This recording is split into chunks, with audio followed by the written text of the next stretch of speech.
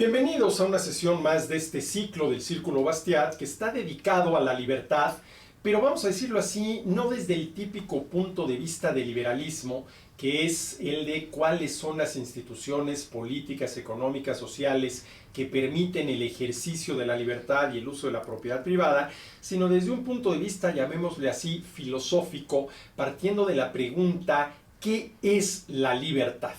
Y ya lo dije, la libertad, antes que cualquier otra cosa, es esa facultad que tenemos los seres humanos para decidir y elegir, y sobre todo para decidirnos y elegirnos. Y estoy conduciendo este ciclo del Círculo Bastiat a partir de lo que escribí en el ya lejano año de 1988, con la publicación del que es mi primer libro, Libertad, Esencia y Existencia. Ya vimos en las sesiones anteriores cuáles han sido, en la historia del pensamiento económico, las dos principales posturas frente a la libertad. La primera, que la niega, que sería lo que yo llamo el predeterminismo, y la segunda, que identifica al ser humano no como un ser libre, sino como la libertad. Y estas dos posturas extreman pecan tanto por exceso, tienen cosas que simple y sencillamente no le corresponden a la libertad del ser humano, y también por defecto porque afirman tesis que simple y sencillamente no existen. Y entre estas dos posturas, la del predeterminismo y la del libertismo, encontramos lo que yo llamo la libertad relativa. A ver, escribo en mi libro, libertad absoluta solamente la puede tener un ser absoluto, y en este sentido solamente Dios es absolutamente libre. Y claro, ¿qué hay que entender por esto de absolutamente libre? A ver, un ser absolutamente libre, esa libertad sería, más que estrictamente libertad, omnipotencia. Basta que este ser absoluto, omnipotente, precisamente por serlo, quiera algo para que inmediatamente ese algo se convierta en una realidad. Y eso, más que la libertad, es la omnipotencia. Y uno de los problemas que hemos tenido a lo largo de la historia del pensamiento filosófico con relación a la libertad es que ha habido muchos autores que han identificado falsamente a la libertad con la omnipotencia. Y claro, al darse cuenta que los seres humanos no somos omnipotentes, acaban negando la libertad. Pero no hay que confundir el ser libre del hombre con la omnipotencia.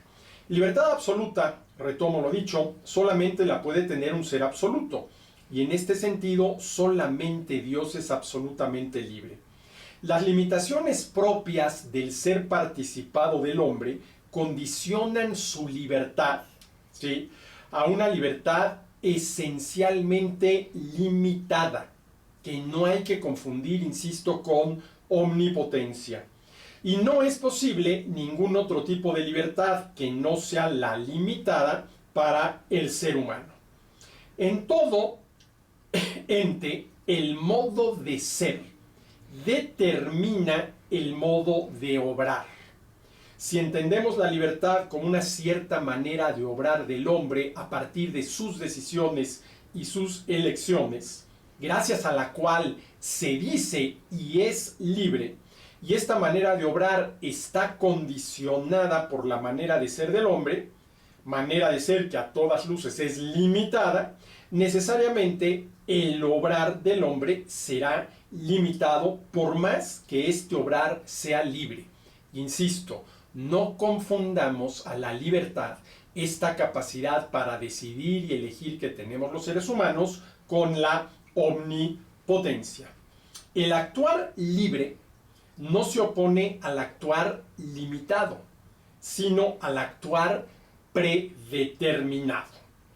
La manera de ser libre del hombre es una peculiar manera de serlo, determinada por su naturaleza, dentro de la cual el ser humano puede y debe realizar su libertad, ya que ésta, aunque no idéntica a él mismo, porque insisto, los seres humanos somos libres, pero no somos la libertad, le corresponde como un atributo propio.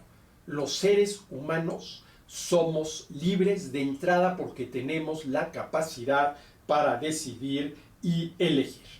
Lo que quiero decir es que de manera esencial, la libertad del ser humano se ve limitada por su naturaleza, por nuestra propia naturaleza, siendo absurdo que él mismo, el ser humano, se rebelara contra esa limitación esencial. Es decir, es absurdo que nos rebelemos, ¿sí?, en contra de la libertad al darnos cuenta que no somos capaces de lograr todo lo que queremos, todo lo que hemos decidido libremente.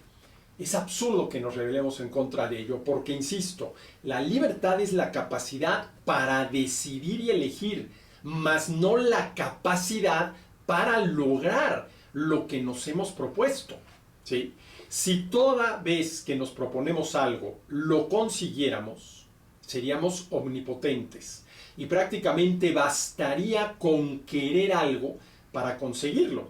Y es un hecho que esto no es así. ¿Cuántas cosas no queremos y las queremos con toda el alma que simple y sencillamente no conseguimos porque no podemos? Aquel dicho que dice que querer es poder, que suena muy bonito, estrictamente hablando no es cierto.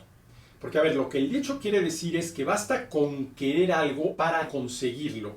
Y esto no es así. Porque entre lo que queremos, habiéndolo decidido libremente, y lo que logramos, está precisamente lo que podemos.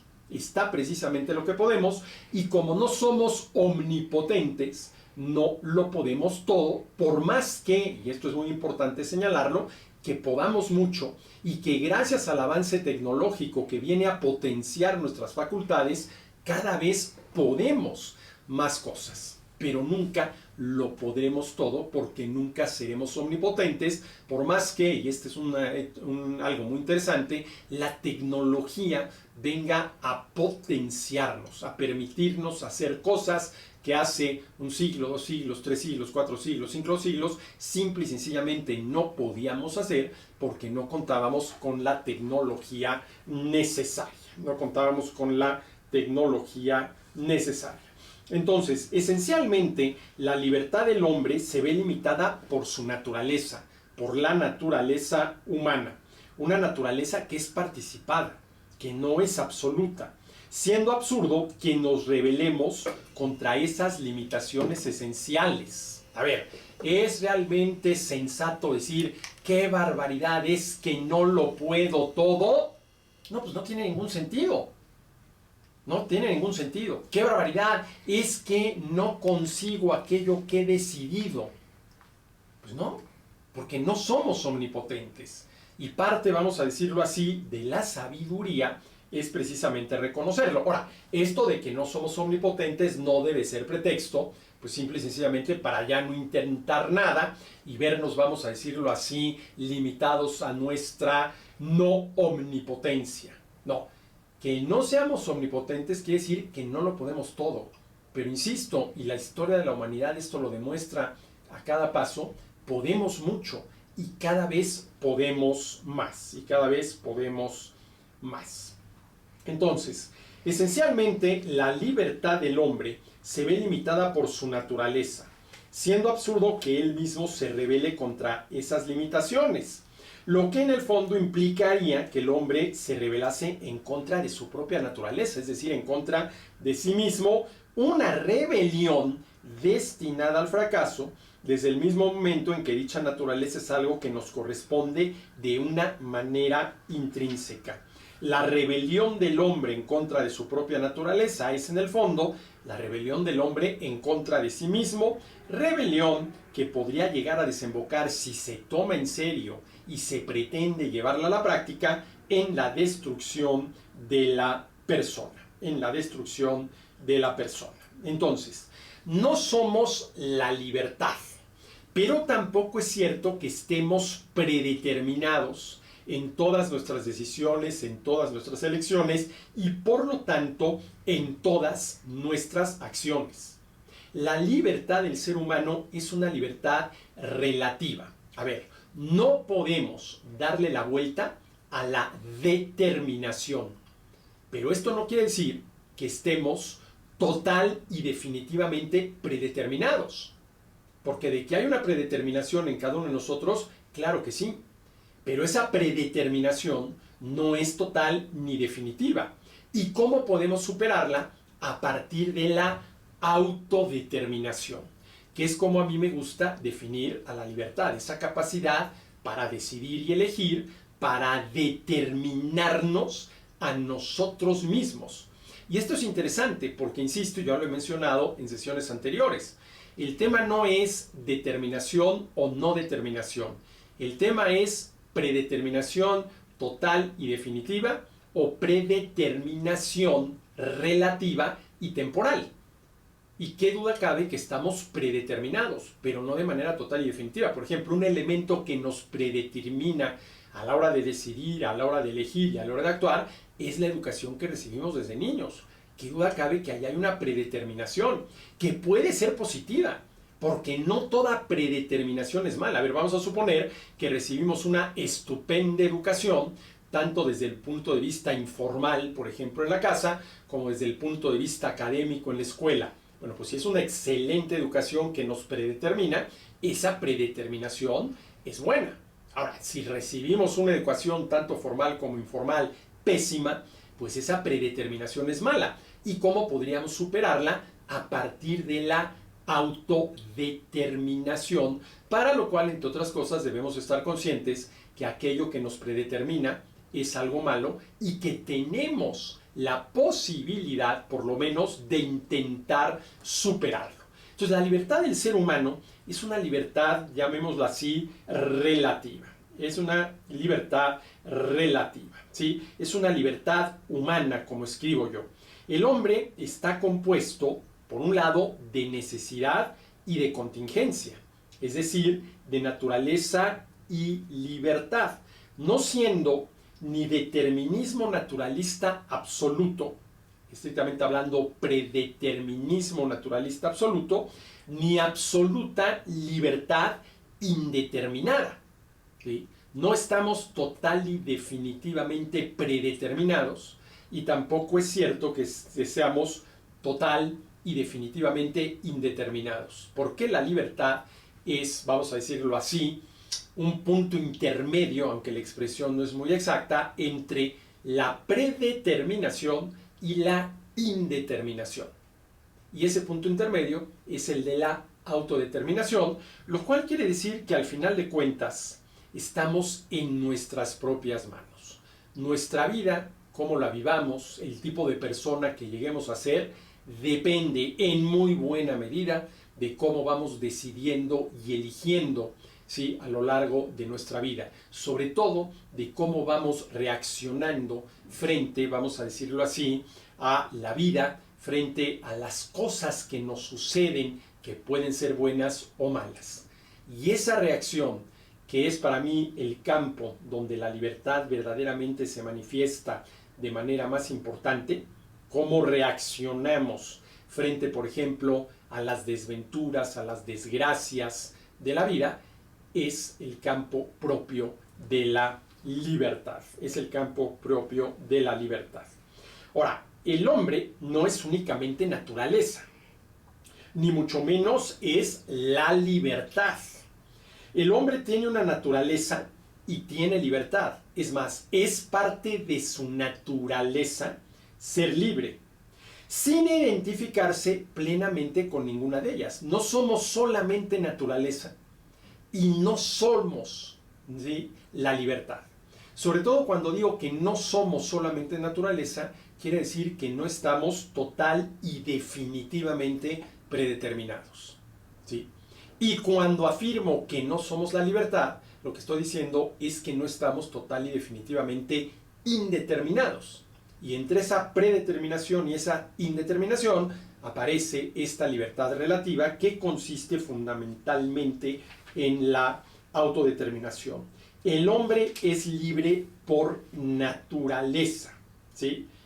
Y tanto la libertad como la necesidad son objeto de experiencia del hombre. Por ejemplo, una necesidad, tengo hambre, es una necesidad que se siente. Pero ¿dónde aparece la libertad? ¿Como o no como? Pero es que al final de cuentas acabas comiendo, sí, y al final de cuentas si tienes hambre y acabas comiendo no tiene nada de malo. porque si no comes, pues vas a acabar enfermándote y en una de esas, si persistes en ello, vas a acabar muriéndote. Pero ¿cuánta gente no hay que lo logra con éxito ponerse a dieta? Lo cual no quiere decir dejar de comer, sino comer menos o comer mejor de como comíamos antes. Y ahí vemos esta tensión entre naturaleza, tengo hambre, y libertad, me mido, vamos a decirlo así, al comer.